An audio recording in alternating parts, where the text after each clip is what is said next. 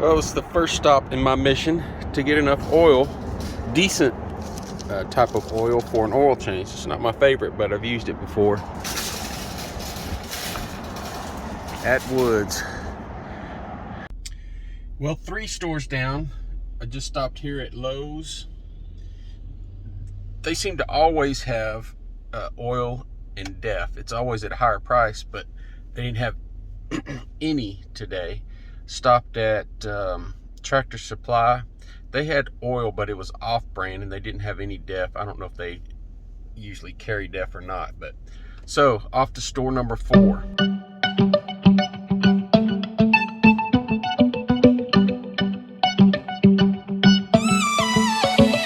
Okay, a semi-successful trip. Got lucky. Lowe's got in a whole pallet of DEF.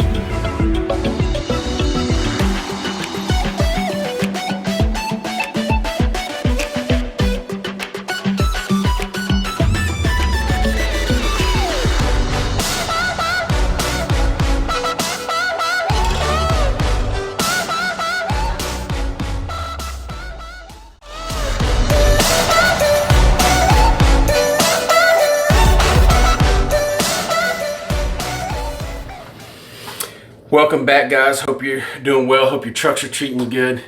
If you guys didn't know it, there's about to be a shortage on DEF.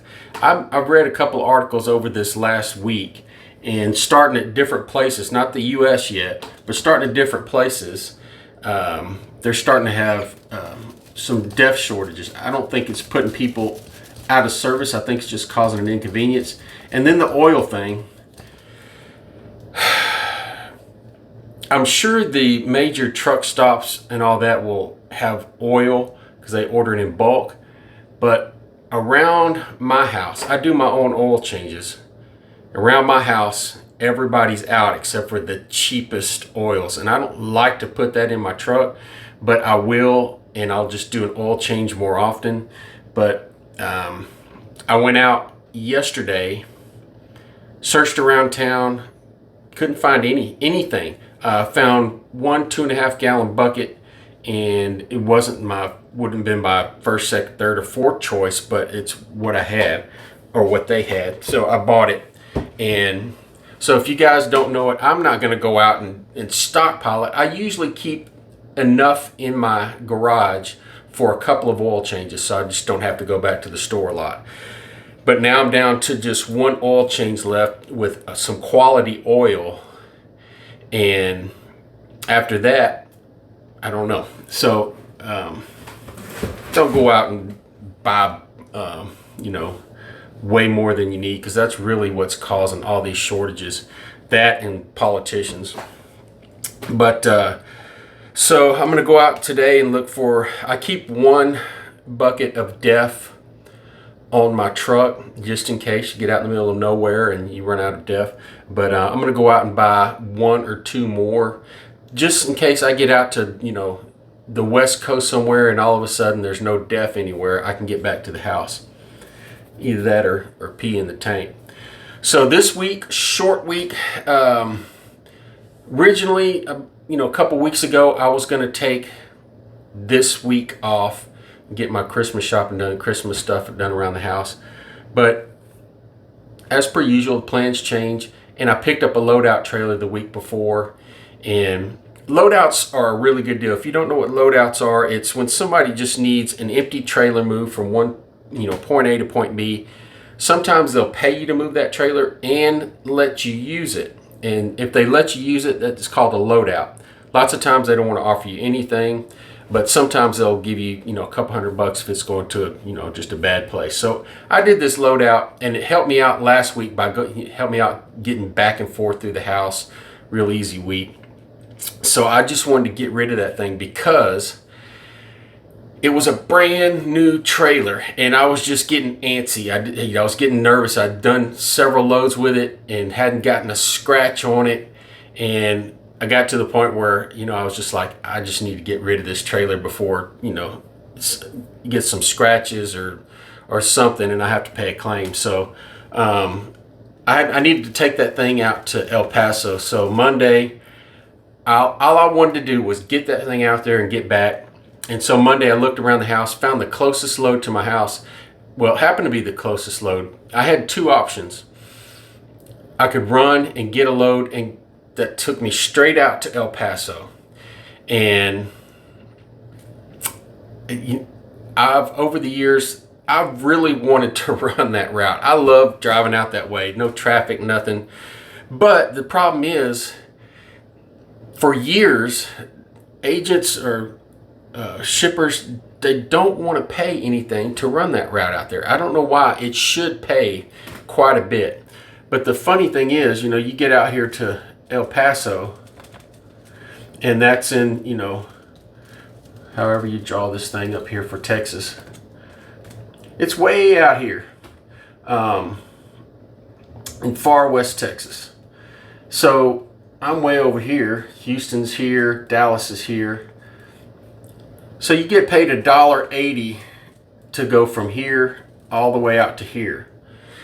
So what I did was I just found a load that was right by my house and went to right here that paid more than this whole route did, and then I just deadheaded over there. Hope that makes sense.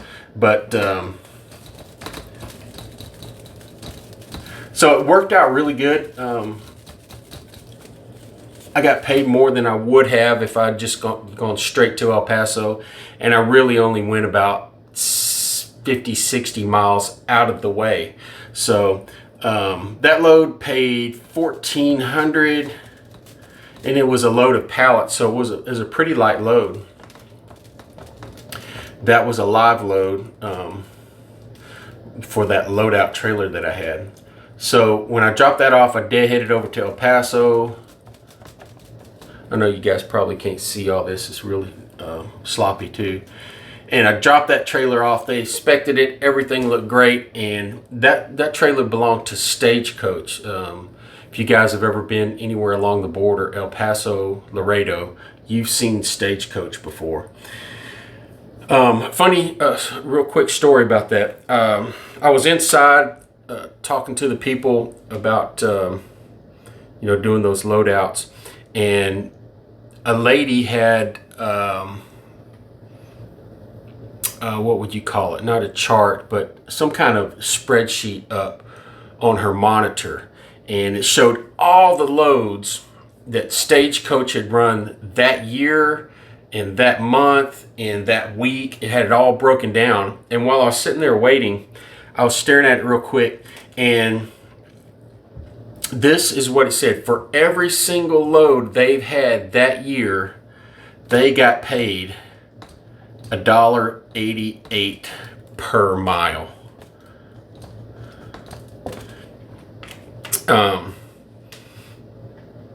I thought that was, really telling as far as the rates go, because that's a mega carrier, and I believe they're all owner operators at that place. I don't think they have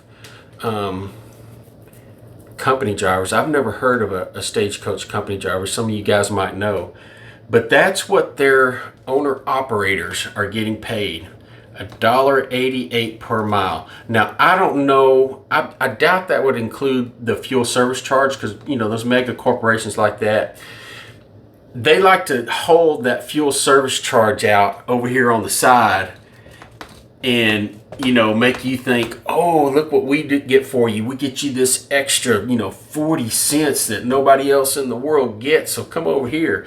But anyway, $1.88 per mile for every load they did. Again, I don't know what all that includes, but to me, that's just saying that these mega corporations are running every mile they can. They don't care about the rate. And right now, that rate, especially over this last year, it should be a whole lot better than that. But anyway, so I delivered that first load on Tuesday. It paid, what did I say that one paid? Oh, $1,400. And also from last week, I had a truck order not used that I had not turned in. So we'll come back to that.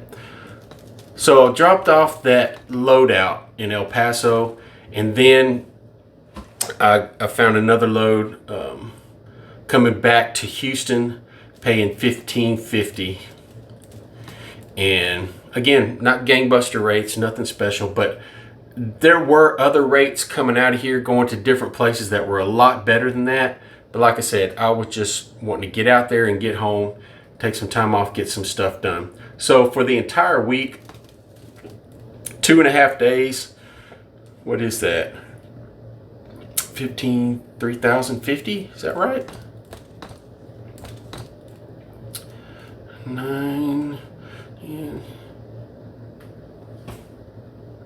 Yeah, $3,050. So out of $3,050,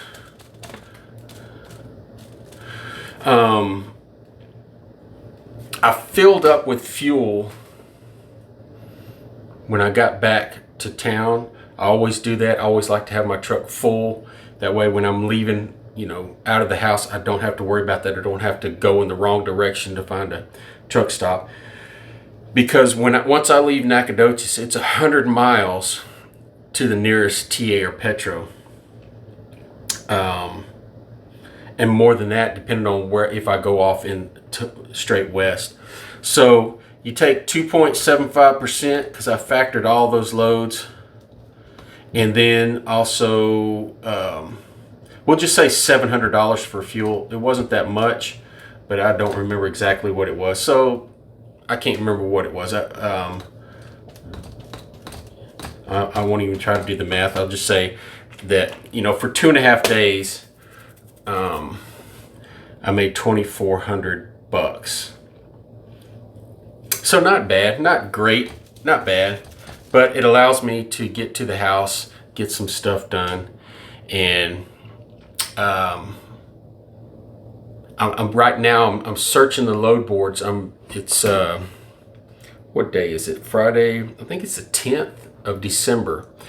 So I've got a couple more weeks before Christmas. So my plan right now is to just search the load board, and I do this quite a bit. When I get home early, I'll start looking Thursday around noon for something to pick up Monday or Sunday. And so nothing really special popped up yesterday. Looking this morning, there was one load that I was going to put a bid in on, a Swift load, and somebody had put a bid in. It was going from Dallas to Denver, and they weren't even offering $3 a mile, and somebody grabbed it. That load, I don't know who's doing these things without, all you have to do is put a bid on there. You don't have to talk to anybody or nothing. In a few seconds, it'll come back and tell you whether it's accepted or not. But somebody took that thing for less than $3 a mile, and you can get over $4 a mile for those loads going to Colorado. You really need to, because anything you get coming back out is not going to pay very well. But this is my strategy for this week, is to just keep checking the load boards throughout the day. If something pops on there that I absolutely can't turn down, I jump on it. If not, I can wait till Monday. I'm in no hurry. So easy, another short, easy week. Nothing special about these numbers. Bringing home $2,400, but it's a pretty good paycheck, and gonna get things done around the house. And in between, I'm gonna go start hunting for some oil and some DEF.